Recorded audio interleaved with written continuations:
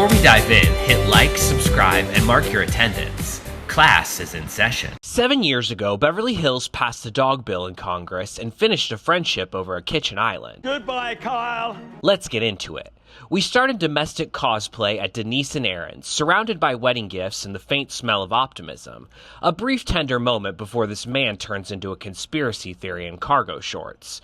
Over at Vanderpump Dogs, Lisa is filming a Puppy Bowl segment. Extremely enthusiastic and only vaguely aware of how football works.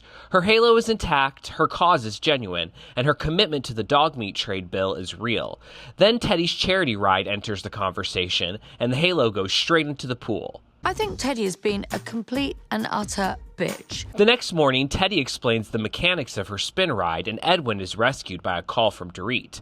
There's a new Radar Online article. My first thought was, oh my God, Lisa's behind this. Teddi starts assembling a mental corkboard, connecting dots out loud like an accountability QAnon.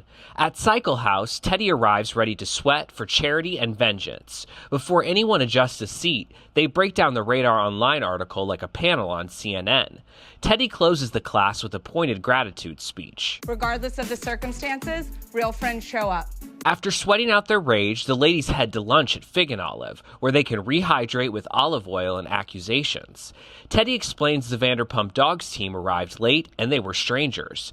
Kyle drops that Lisa had another Vanderpump Dogs event today. The table is gagged. It's very clever because now she can say, well, darling, I couldn't possibly show up because I had this other event. Baby, the dogs! At Vanderpump Dogs, they're having a watch party for the passing of 401, the bill condemning dog meat trade. John Blizzard can't get the TV working. They roast him until Lisa hands him a task she knows he can't mess up. You could go pick up some poop, that's what you can do. Okay. He wanders off, demoted from plot device to sanitation elf. When the vote finally happens, it's blink and you miss it procedural language. They call to confirm it passed before they pop the champagne. Back at lunch, Dorit walks them through the Radar Online article, convinced Lisa fed them the story. Sweetheart, it's indefensible behavior. Erica knows about indefensible behavior.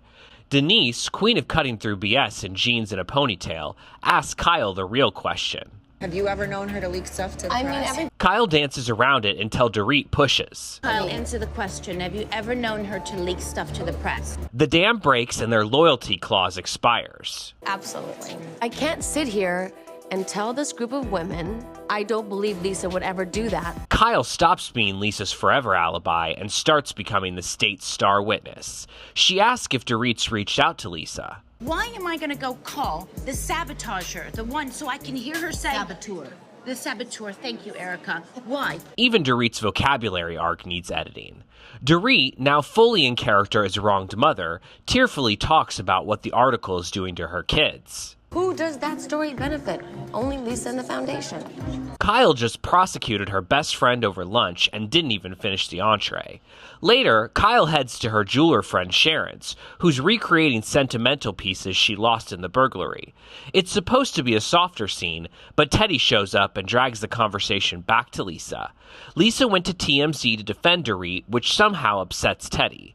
By the time Kyle leaves, she's talked herself into one thing she's managed to avoid for 9 seasons, confronting Lisa.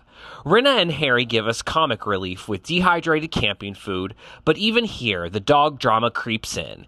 Harry talks about propaganda, and Rinna, delighted, coins a nickname. Lisa Vandertrump, it's perfect. Kyle psychs herself up in the car on the way to Villa Rosa like she's about to argue before the Supreme Court of Swans. To defend what's right.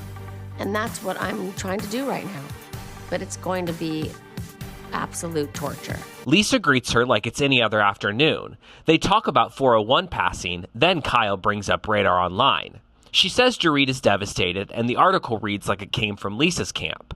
You always say when you look at an article, you have to see who it benefits, right? Lisa points out she went to TMZ to protect Dorit. Kyle says what she came to say. The group thinks she did it, and Kyle can't honestly tell them she believes Lisa wouldn't. In Lisa's eyes, that's the betrayal. Ken snaps first. You're not her friend. You're not her friend. Yeah, I am, You're Ken. not her friend. Yes, She says she's there because she cares. Ken says this is not what caring looks like. Kyle says she cannot sit there and tell everyone Lisa would never do this when she herself doesn't believe it. I would give a story to Radar Online about Dorit. Yes. She doesn't flinch, and Lisa's heart ices over. Why didn't you? Everything. At this point, the cat, the dog, the entire rescue center are out of the bag. Maybe you care more about your image than your friendships. Lisa's had enough. Bye, Kyle. Show yourself out, darling. Ken defends Lisa all the way to the door, like a furious Pomeranian. Lisa comes back in to try to calm him down and tidy the narrative. You came here to tell me I am a liar. I came here to tell you that I have a... She swears on her children's lives and on Giggy's life that she did not leak the story. For her, that should be the end of it. For Kyle, it's not. If you turned around and you said to me, I'm telling you on Farrah's life, on Portia's life, that is not the truth, and I know nothing about that story, you know what, sweetie? I'd believe you. We're done. And then history. Goodbye, Kyle. It's the sound of a Bravo friendship flatlining. Lisa doubles down. Get the out of my house. I swear to you, I'm done with it. The most important relationship in Beverly Hills is over. If you had to swear on Giggy's life, whose version are you believing? Let me know in the comments.